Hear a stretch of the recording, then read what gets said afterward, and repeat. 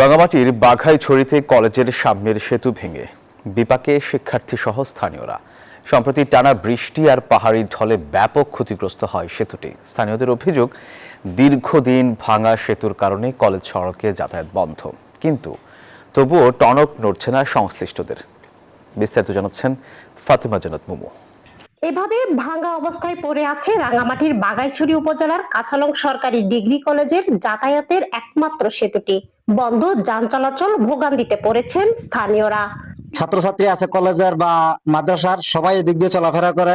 এই চলাফেরার জন্য রাস্তাটা ঝুঁকিপূর্ণ। বন্যার কারণে আমাদের ব্রিজটা ভেঙে গেছে, এবং আমার মাঝে প্রতিনিধি আসতে পারতেছি না, আমাদের কষ্ট হইতেছে। দীর্ঘ বছর ধরে বাঘাইছড়ি পৌরসভার ১ নং ওয়ার্ডের মধ্যমপাড়া মাস্টারপাড়ার সংযোগ তৈরি করেছিল এই সেতুটি। তাই কাঁচালং কলেজ ও বাইতুর সড়ক মাদ্রাসার শিক্ষার্থীরা এই সেতুর মাধ্যমে সহজে পৌঁছে যেত বিদ্যাপীঠে।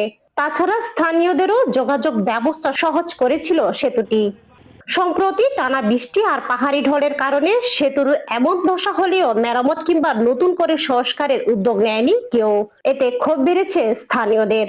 ব্রিজটা যাতে দ্রুত হয়, আমরা অনেক কষ্টে আছি। বৃষ্টির জন্য আমাদের অনেক জায়গা ঘুরে যেতে হয়। সরকার যদি এই পদক্ষেপটা নেয় তাহলে এলাকার জনগণ সুখ শান্তি মতো চলাফেরা করতে পারবে।